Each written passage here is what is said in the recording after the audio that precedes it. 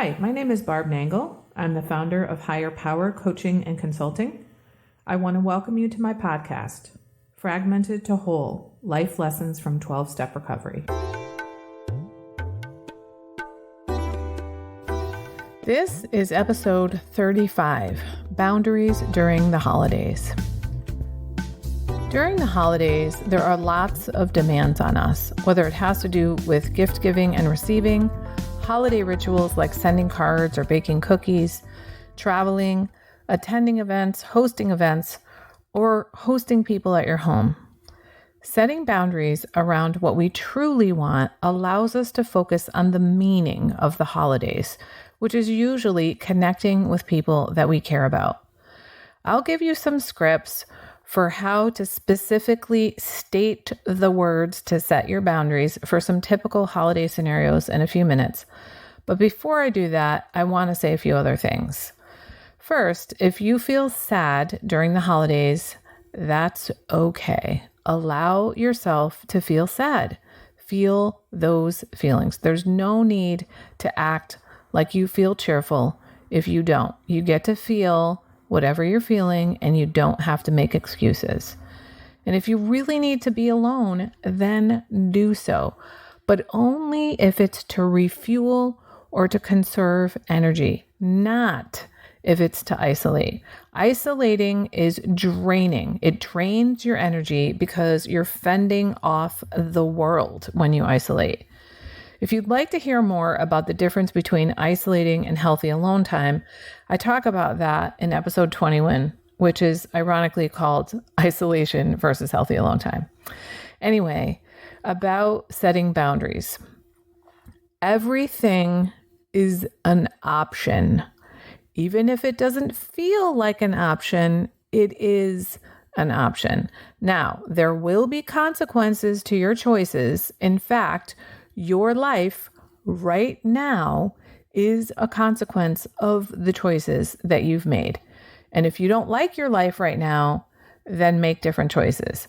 But again, everything is an option, even not participating in long-standing, time-honored family traditions around the holidays.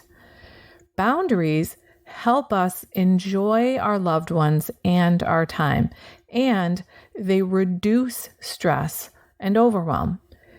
Having boundaries means living intentionally. Boundaries around your time will help you more authentically connect with others so that you're not drained. Being frantic is not healthy, especially for addicts. So, you have to decide, or you get to decide, what's really important and then plan those things first. When you're clear what's important to you, you'll find it easier to let go of other things. And the less you commit to, the more you'll enjoy relaxing with loved ones and enjoying the spirit of the season. So if you're traveling, and there are lots of people to see, perhaps you could host a gathering at a restaurant rather than going to visit every single person.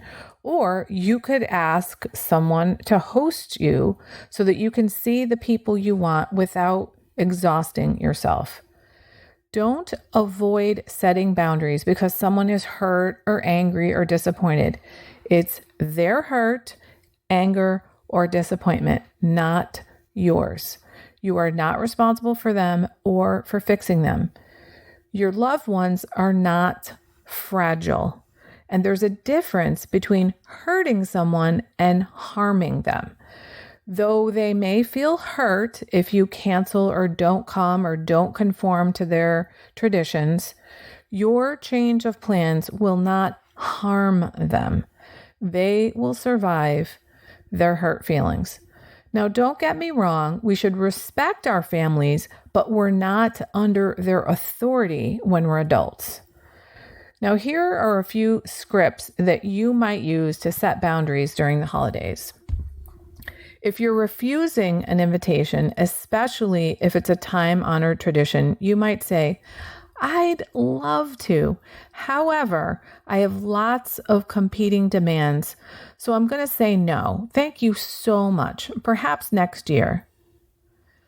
If someone is commenting on things like your eating habits, your relationship status, your career, whether you should or should not, or when you should have children, your appearance, you can simply say, I'd prefer you not comment on my eating habits, for example. End of sentence. And if they say something again, you just repeat the same thing politely as many times as you need to. If you're going to be away from family and they tell you that they're hurt, you could say something like, I'm sorry you feel hurt. I would never want to hurt you. This year, I have others I want to spend the holidays with, and it's not about not caring about you. It's about wanting to be with them. I'm looking forward to seeing you at, and then name some future time when you know you're going to see them.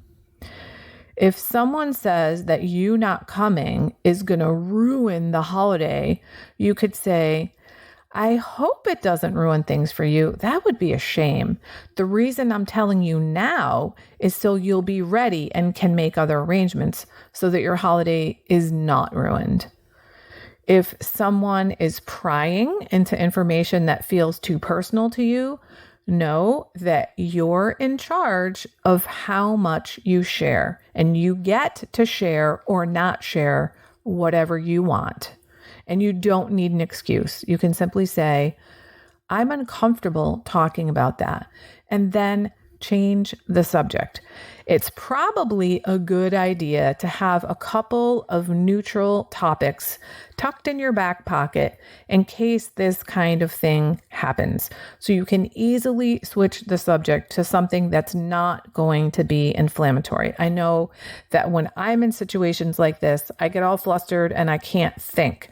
So having something already in my back pocket that I'm going to pull out and talk about makes it easier for me because I don't really have to think. Now, if you don't want to exchange gifts with someone any longer, especially if you've been doing it for a long time, you can depersonalize it by saying something like, I have a new personal policy around gift giving.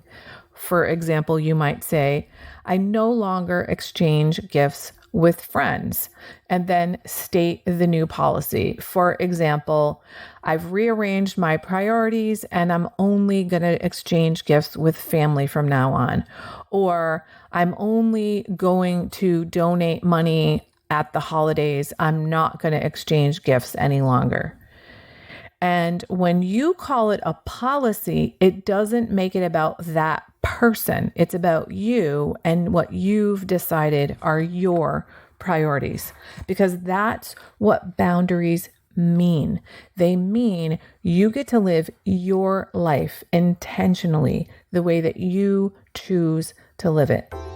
So go forth and live your life during the holidays in the way that you choose and enjoy them. Happy holidays. That's it for today. If you like what you've heard here, then you just might be interested in private coaching with me. If that sounds like you, head on over to my website, which is higherpowercoachingandconsulting.com, and click on the contact menu. I'd be happy to schedule a consultation with you to help you make lasting changes in your life, like I've made deep, lasting changes in my life. My ideal client is someone who is ripe for change, but I'll coach anyone who wants to be happy, joyous, and free. So if that's you, shoot me an email. I'd love to hear from you. Thanks for listening. Be sure to like and subscribe so you can be sure to get future episodes of my podcast. Thanks again.